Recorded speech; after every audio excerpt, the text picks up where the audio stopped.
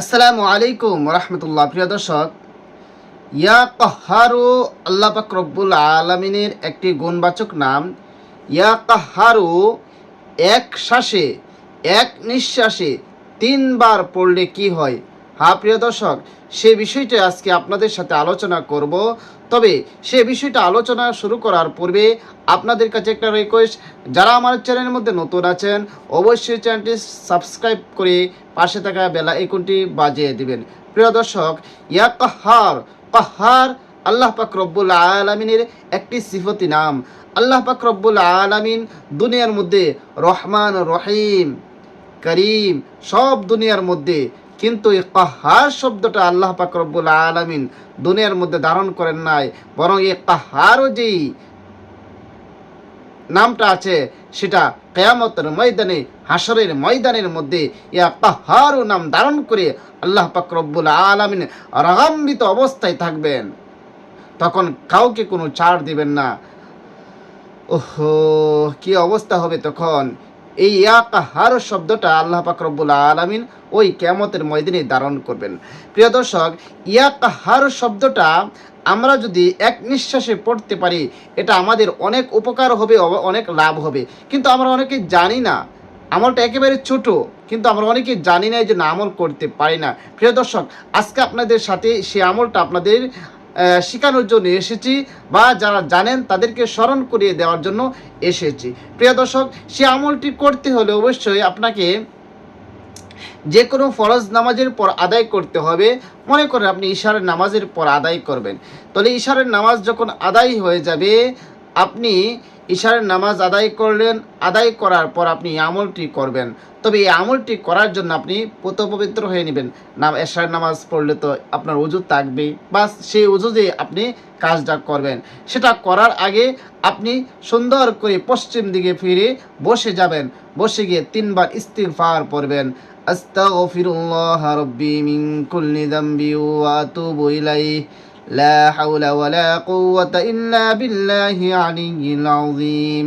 আস্তাগফিরুল্লাহ রাব্বি মিন কুল্লি যামবি ওয়া আতুবু ইলাইহি লা হাওলা ওয়ালা কুওয়াতা ইল্লা বিল্লাহি আলিয়্যিল আযীম।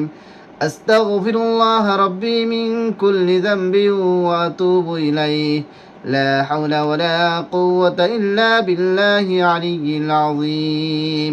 এরপর 3 বার যে কোনো দুরূদ শরীফ আপনি পারেন পড়ে নেবেন। তবে দুরূদ ইব্রাহিম পড়ে নেওয়াটাই ভালো। নামাজের মধ্যে যে দুরূদ শরীফ আমরা পড়ে থাকি, আল্লাহুম্মা সাল্লি আলা মুহাম্মাদি ওয়া আলা আলি মুহাম্মাদ কামা সাল্লাইতা আলা ইব্রাহিম ওয়া আলা আলি ইব্রাহিম ইন্নাকা হামিদুম মাজিদ।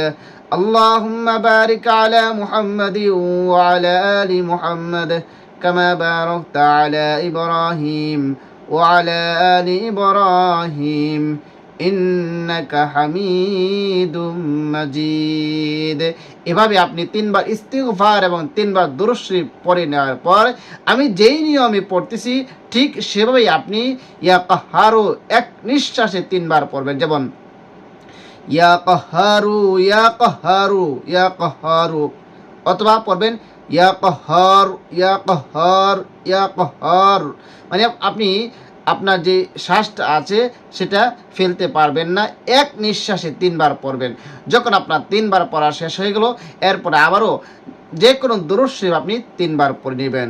সাল্লাল্লাহু আলাইহি ওয়াসাল্লাম, সাল্লাল্লাহু আলাইহি ওয়াসাল্লাম, সাল্লাল্লাহু আলাইহি ওয়াসাল্লাম 3 বার পড়লেন। প্রিয় দর্শক, এখন এই আমলটি করলে কি হবে? প্রিয় দর্শক, এই আমলটি করলে আপনার যদি কোনো শত্রু থাকে, আপনার যদি কোনো দুশ্মন থাকে, যেই দুশ্মনের ভয়ে আপনি কোনো কিছুই করতে পারতেছেন না, যেই দুশ্মন আপনার সব কিছু ধ্বংস করে দিচ্ছে, যেই শত্রু আপনার সব কিছু ধ্বংস করে দিচ্ছে, মানে বড় কোনো নেতার ভয়ে আপনি আছেন, অনেক চিন্তার মধ্যে আছেন, কি করবেন না না করবেন কিছুই বুঝতে পারতেছেন না। কি এসে যেখানে আছেন, যেই এলাকার মধ্যে আছেন, যেই বাসার মধ্যে আছেন, এখানে থাকবেন নাকি চলে যাবেন, যেই গ্রামে আছেন সেখানে থাকবেন নাকি চলে যাবেন, অনেক ভয়ের মধ্যে আছেন।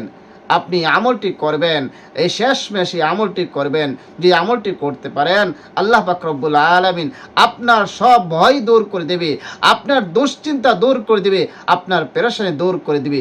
এই আমলটি ফরজ নামাজের পর যদি আপনি করতে পারেন। প্রিয় দর্শক, এই জন্য আপনি এই আমলটি বেশি বেশি করে করবেন এবং ভিডিওটা বেশি করে শেয়ার করে দিবেন, যেন যারা এই সমস্যার মধ্যে আছে, শত্রুর ভয়ে কোনো কিছু করতে পারতেছে না, মানে নেতার ভয়ে কোনো কিছু করতে পারতেছে না, তারা যেন এই আমলটি করে আল্লাহ পাক রব্বুল আলামিন তার অন্তর থেকে তাদের ভয়কে দূর করে দিবে এবং তাদেরকেও তার পিছনে এসে শত্রুতামি করার থেকে বিরত রাখবে।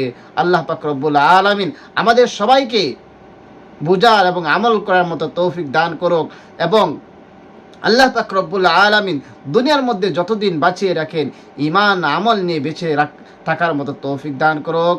আর সবাইকে অসংখ্য ধন্যবাদ ভিডিওটি দেখার জন্য। আসসালামু আলাইকুম ওয়া রাহমাতুল্লাহ।